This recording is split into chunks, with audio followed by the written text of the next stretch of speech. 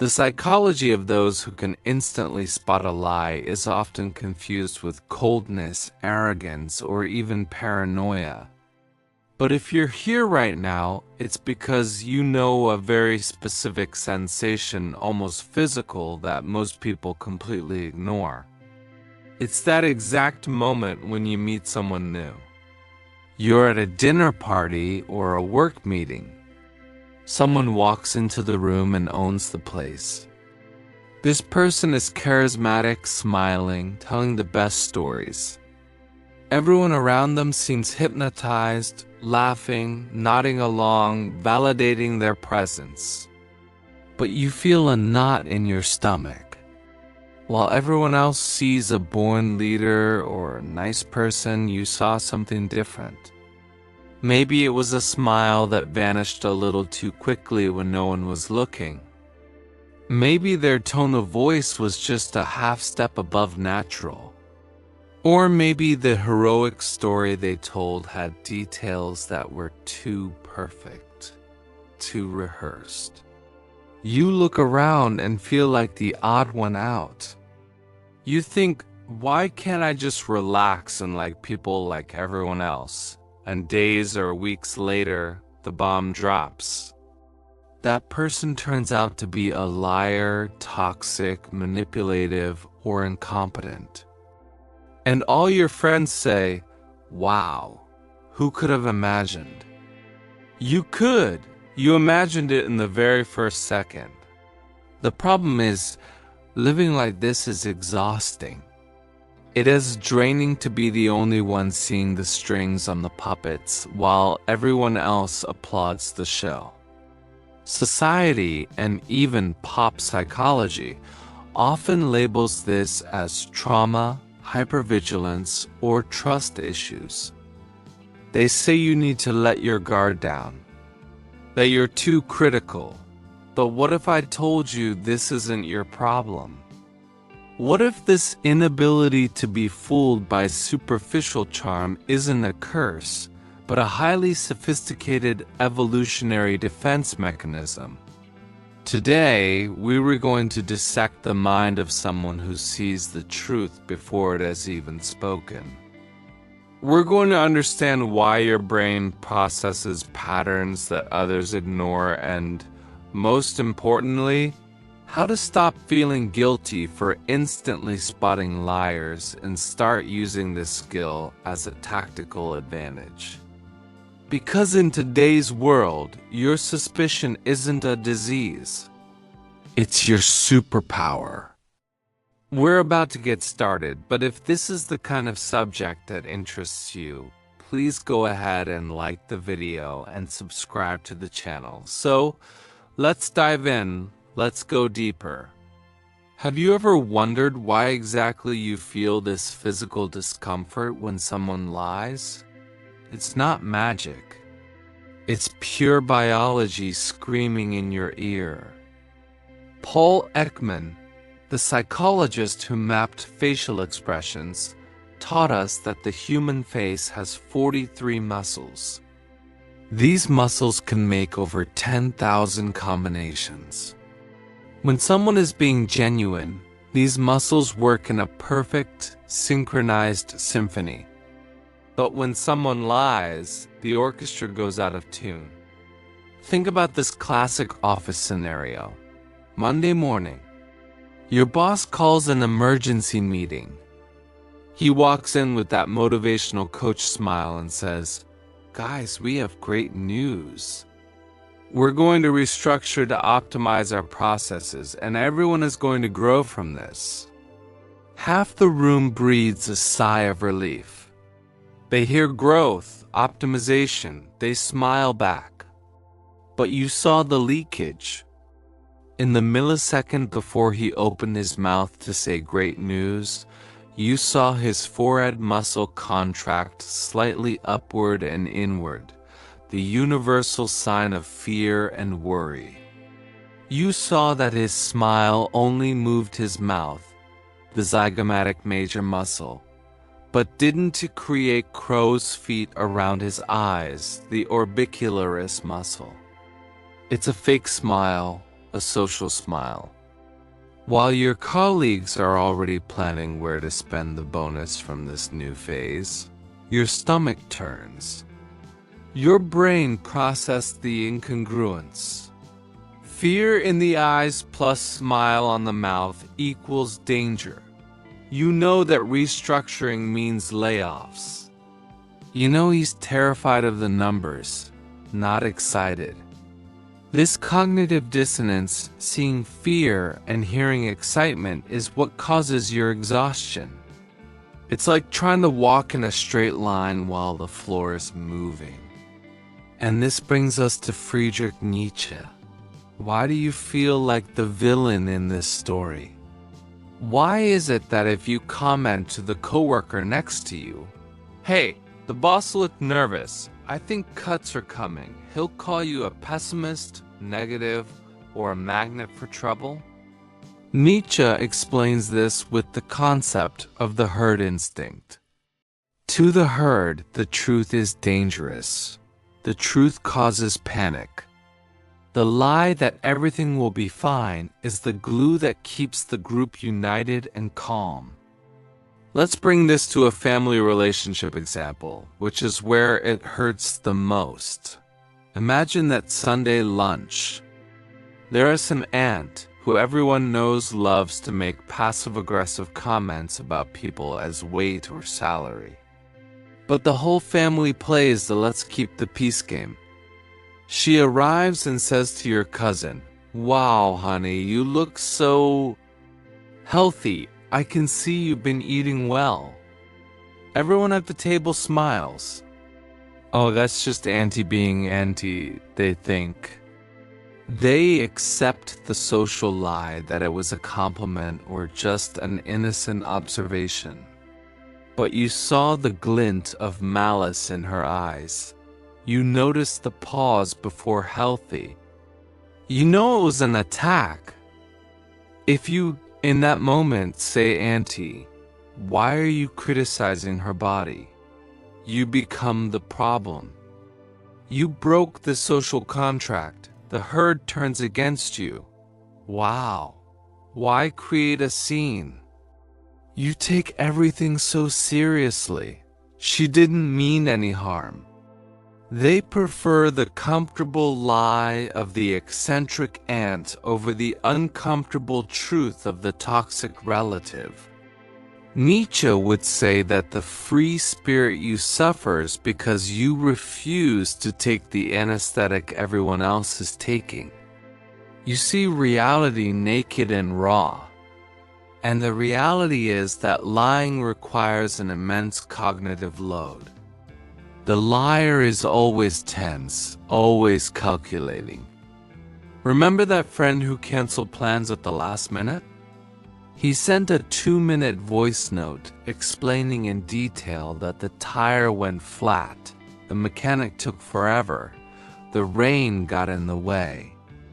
Someone telling the truth says, "Dude, I can't make it, I'm exhausted." Short, simple, low cognitive load. Someone lying needs to build a set, so you see what happened was excess details, high cognitive load. You pick up on this.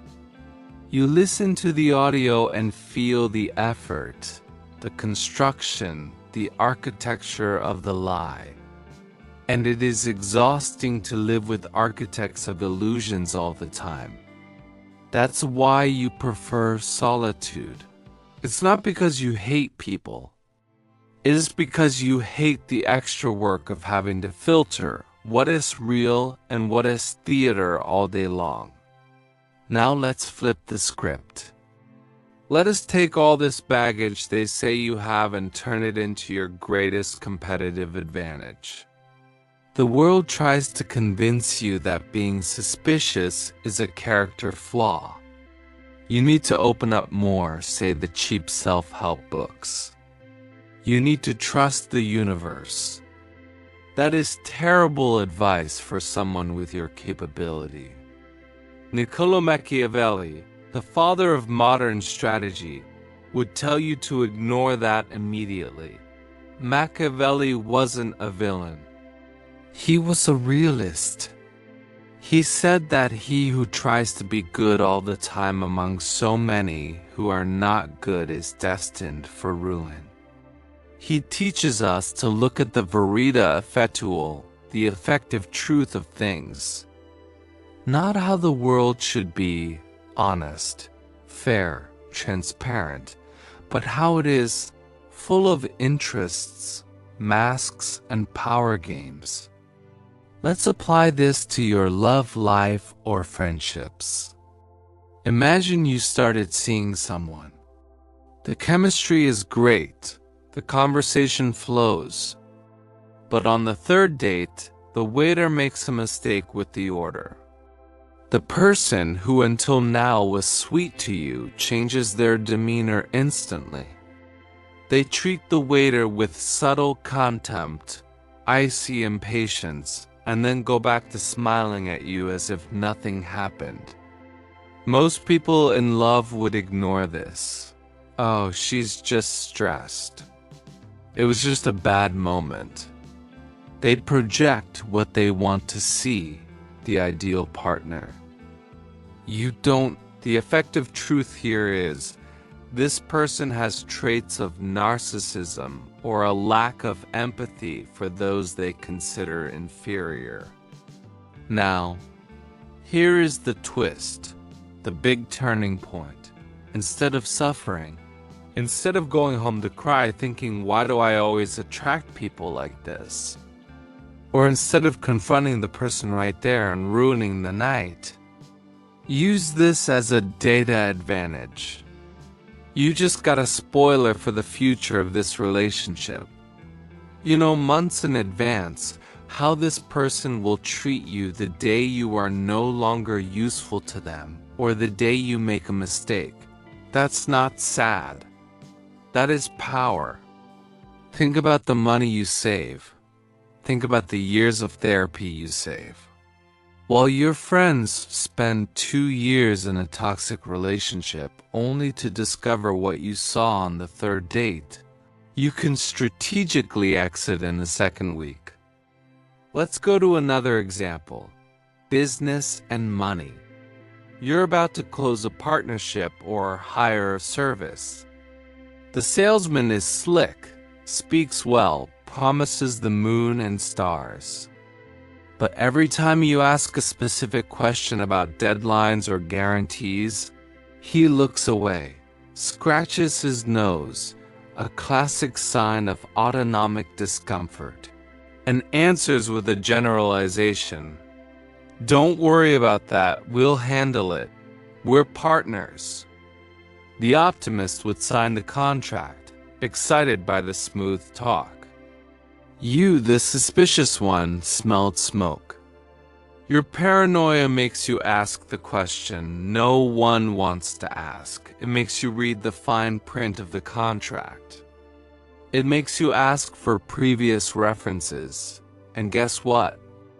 You discover the guy doesn't deliver what he promises.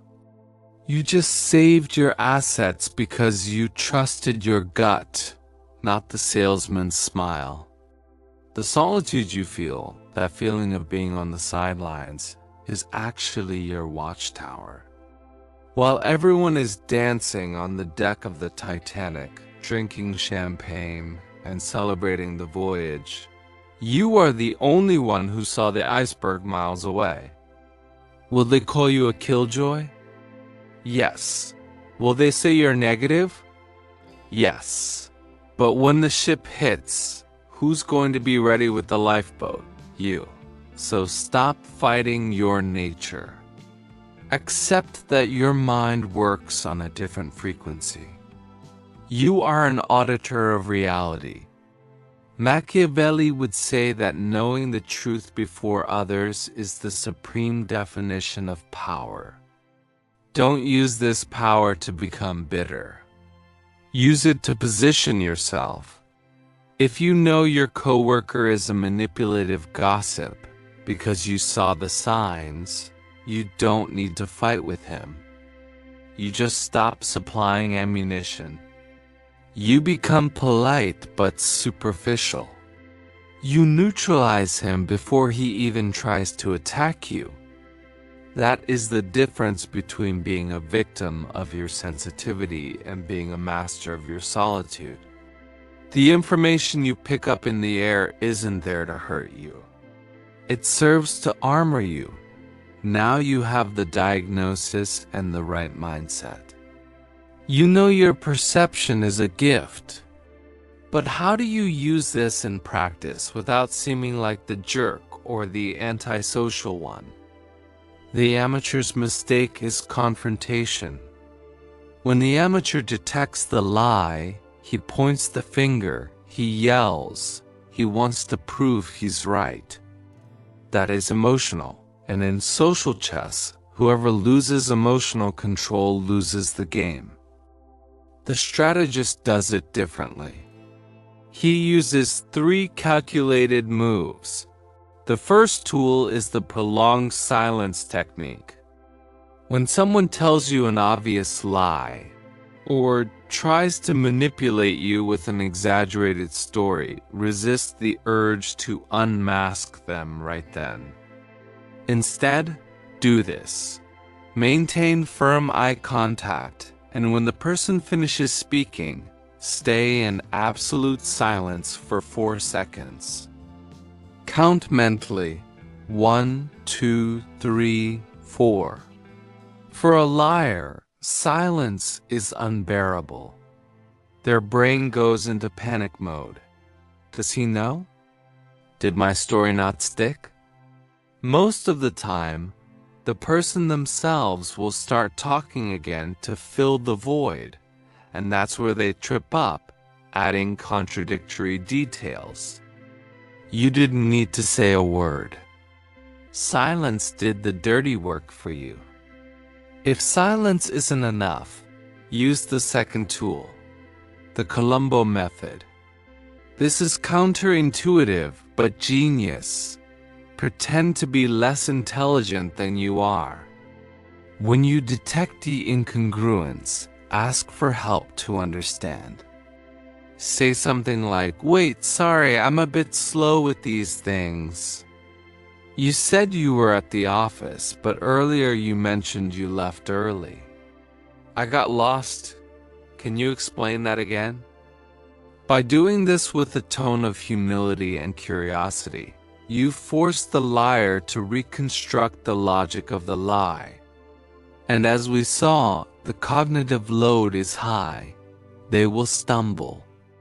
And you calmly just watch the house of cards collapse without ever having attacked directly.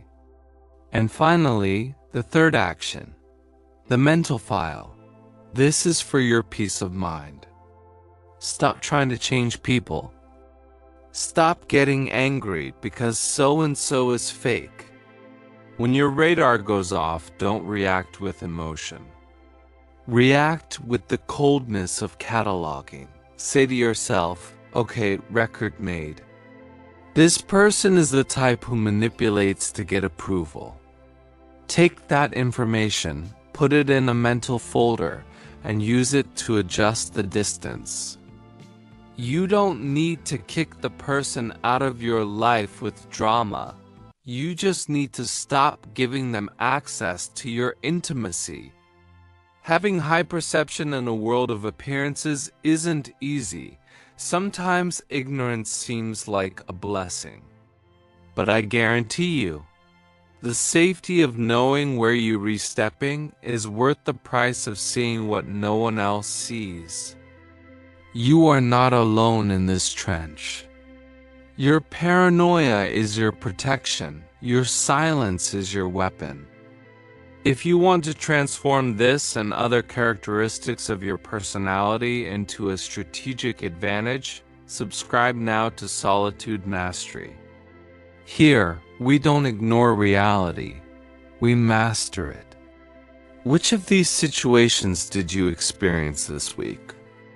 Leave it here in the comments. I want to know who the strategists watching are. See you in the next video.